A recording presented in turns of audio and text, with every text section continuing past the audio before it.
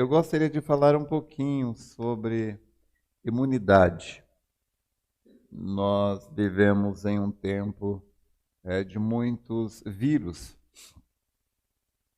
E tudo no natural é um tipo, não é, do espiritual. Tudo.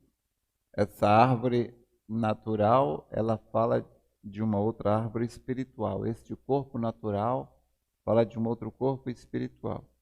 Então, nós vivemos em um tempo de muitos vírus, muitas doenças e muita morte.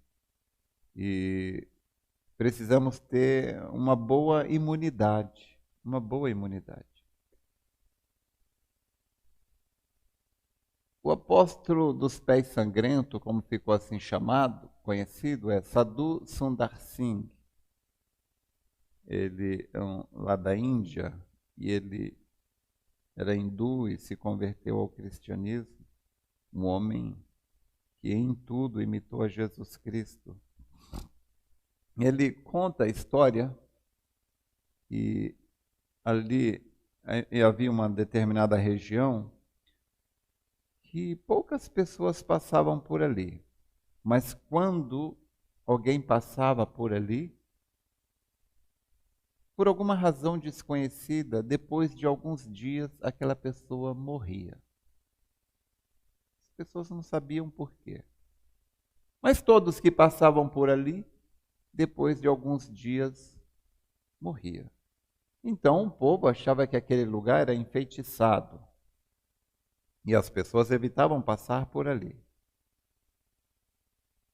Então, descobriu-se que as pessoas morriam não porque aquele lugar ali era enfeitiçado, mas porque ali havia um tipo de vegetação, de planta, que soltava uns poros, e a pessoa inalava, cheirava aquilo, e ela simplesmente desenvolvia um tipo de... Como é aquele que perde a fome, não consegue comer mais? Anorexia, obrigado. A pessoa desenvolvia um tipo de anorexia. Ela não conseguia comer e nem tampouco conseguia beber. Então a pessoa morria alguns dias depois por desidratação profunda, né? E anorexia. E então descobriu-se que havia um lírio ali naquela região, que quem aspirava, cheirava aquele lírio ali, se ele passasse por aquele vale, nada acontecia. Então, quando alguém tinha que cruzar, passar por aquele vale, então antes de passar por ali, a pessoa aspirava, cheirava aquele lírio, e isso então lhe dava imunidade contra aqueles poros que desenvolvia a doença, levava a pessoa à morte. Então, isto é um tipo perfeito. Isso é um tipo perfeito da nossa vida espiritual. Nós temos que passar por essa vida. Os jovens, as crianças passam pela escola, né, pelo trabalho. E existe veneno. Em todo lugar que você vai, escola, trabalho, às vezes é mesmo vizinho, onde você vai, tem veneno. Tem veneno, tem vírus. E muitas pessoas desenvolvem anorexia. Elas perdem o apetite espiritual, perdem o apetite pelas coisas de Deus, e elas vão morrer algum tempo depois por falta de alimentação. Também, Sadhu Sundar Singh, ele fala uma coisa muito interessante que, embora a gente já falou isso várias vezes, mas a gente deve relembrar e refletir. Sadhu Sundar Singh disse assim: quando o pescador lança a rede e puxa, a rede não mata o peixe. O peixe é pego, é apanhado pela rede e jogado dentro do barco, todos os peixes estão vivos. Todos eles estão vivos.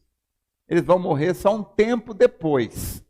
Não porque a rede matou, mas porque a rede tirou aqueles peixes da água. E eles vão morrer um tempo depois, porque ficaram fora da água. E a rede, em inglês, como é que é? Como é que é rede em inglês? Ninguém sabe. Todo mundo entra nessa rede. É net. Rede em inglês é net. A palavra internet é exatamente isso daí. É uma rede internacional. E essa net, essa rede, ela não mata ninguém. Se alguém falar para você que a internet mata, não, isso é conversa. WhatsApp mata, não mata. Facebook mata, não, não mata.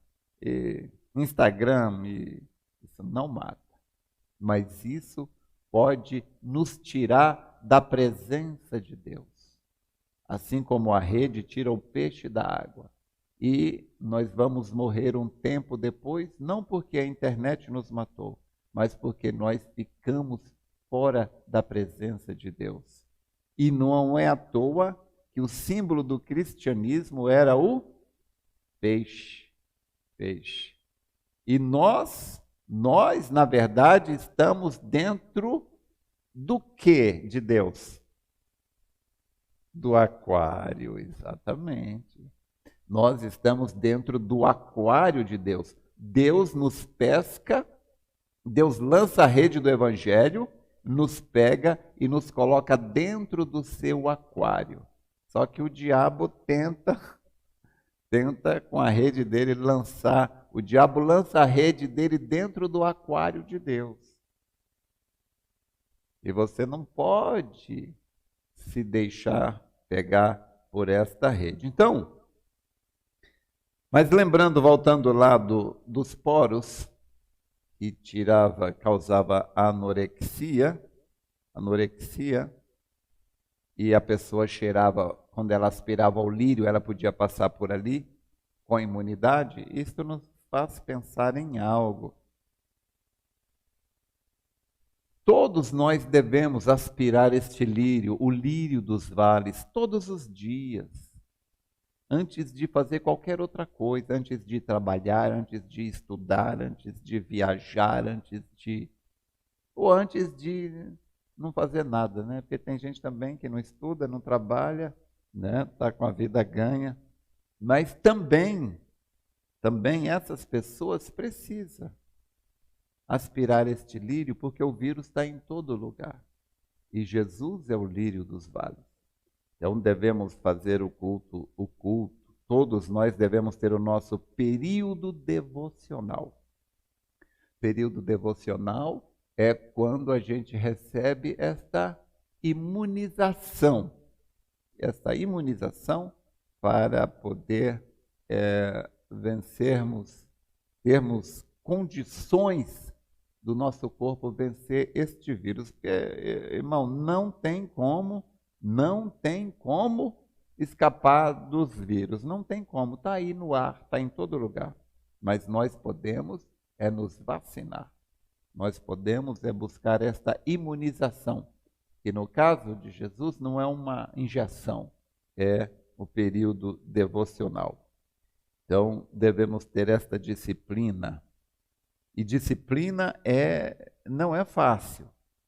Disciplina não é fácil. Às vezes você vê pessoas que elas têm disciplina e você fala assim, ele tem disciplina, eu não tenho. Não é assim. Não é assim. Por que uma pessoa tem disciplina e outra não? O apóstolo São Paulo, na sua carta aos Colossenses, capítulo 3, versos 1 e 2, Paulo disse: se você já ressuscitou, né? Se você já foi levantado, se você está com Cristo, Paulo disse, pensai nas coisas que são de cima e não nas que são da terra. Por que pensar nas coisas que são de cima? Porque, gente, olha, existe um ditado que diz assim, A pessoa, o barco que não sabe para onde vai, nenhum porto lhe será favorável. A pessoa sai aí sem destino. É ruim a gente não ter destino. É ruim, a vida fica sem sentido. A vida fica sem sentido. Então, Paulo nos manda pensar nas coisas que são de cima para que a gente possa lembrar do nosso objetivo de vida. Nossa vida tem um sentido. Nós não estamos aqui por um acaso. Nossa vida tem um sentido. E é chegar no céu. Eu estava lendo, ou foi ontem, ou foi hoje, o profeta falando, você não pode se dar ao luxo de perder. Ele disse, não perca isto, não perca isto, não perca isto por nada. Aquilo que está nos aguardando ali na eternidade. Então, o que traz a disciplina, irmão, não é uma varinha mágica, não é algo que você come ou é a genética. O que traz a disciplina é a capacidade de você, como eu já disse tantas vezes, fazer uma viagem e visitar o seu futuro previsível. Você deve pensar, olha, se eu seguir o caminho da disciplina, eu vou chegar ali. Se eu seguir o caminho da falta de disciplina, eu vou chegar no arrependimento. Então, nós temos que encarar os fatos que nós estamos destinados a passar por uma dor, ou uma ou outra, inevitável. Neste sentido, só existem duas dores na vida. Eu quero ver se eu já falei tanto, o bastante, para alguém responder em alto bom tom. Quais são as duas dores na vida? A dor da disciplina ou do arrependimento. Ou você sofre a dor da disciplina, de todos os dias você fazer aquilo, porque custa um preço. Ou então você sofre a dor do arrependimento. Estava pensando, olha, irmãos, nós temos que pensar. Nós devemos parar para pensar. Deus nos deu 5 sentidos no espírito. 5 sentidos no espírito. Cada um deles tem uma razão, um porquê Deus ter nos dado isso. Então, a memória, ela aponta para o passado. E a imaginação, ela aponta para o futuro. Então, nós devemos usar a imaginação e nos levar ao nosso futuro previsível. Você sabe, na toada que você está indo, você sabe onde você vai parar. Então, eu estava hoje meditando, pensando em todas estas coisas. Eu estava pensando na criação de filhos. Todo pai, toda mãe, está sujeito a um dia se colocar ao lado do caixão de um filho. Todo pai está sujeito a isso. Não é só velho que morre. Se a gente morresse só de velhice, seria tão bom, né? Seria tão bom. Mas todos nós estamos sujeitos a isso. Aí a questão é, o pai, a mãe, se colocar ao lado do caixão de um filho e ele olhar ali para o seu filho e ele chegar a essa conclusão de que ele não fez nem o mínimo do que deveria ter feito, no caso, espiritualmente falando, o culto doméstico, é doído. Eu tenho observado, já fui em muitos velórios, eu já vi o que leva as pessoas a escândalo, já vi filhos, fazer escândalo no velório, algo inconsolável.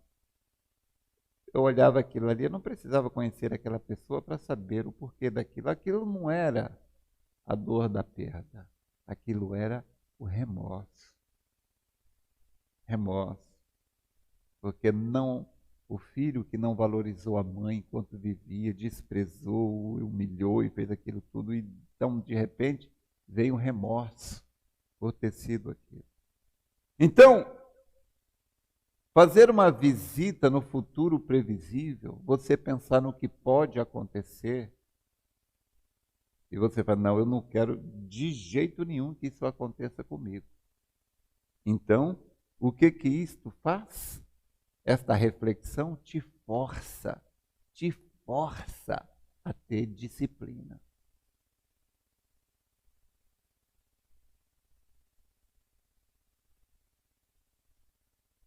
Você pensar na possibilidade de ser rejeitado por Deus, é aceitável para você? Algum de vocês aceita a possibilidade de ser rejeitado? Não, né? Claro que não. Então, pensar nesta possibilidade nos força a ter essa disciplina. Por isso cada um de nós está aqui. Por que nós estamos aqui? Porque somos bonzinhos? Não. Porque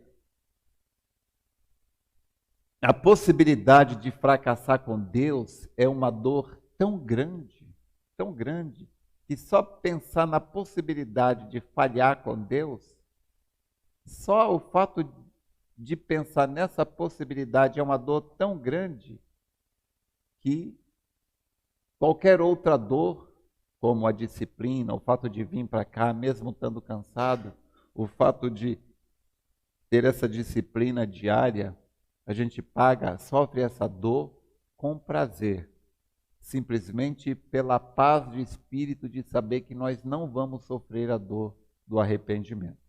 Então, nós devemos pensar nestas duas dores.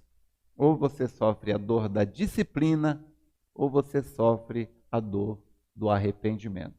E dizem que a disciplina pesa quilos, mas o arrependimento pesa toneladas. Sendo assim, façamos o que é correto.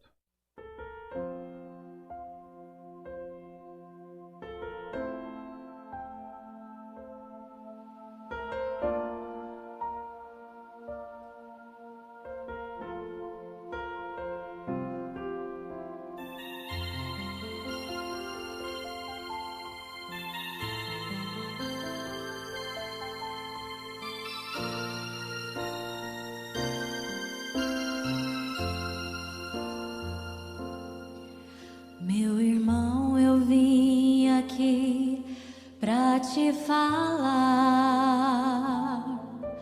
que essa dor, essa tristeza vai passar, que essa tempestade logo vai ter fim, que não vai ser sempre assim, vai chegar o refrigério. Meu amigo, estou aqui pra te dizer que em tudo que acontece há um porquê. Saiba que o Senhor quer sempre o nosso bem. Se Ele quis assim, amém. São segredos, são mistérios. Agora não é hora de fugir, de parar de desistir, de render-se ao inimigo. Agora é hora de mostrar a fé, de se colocar de pé, porque Deus está contigo.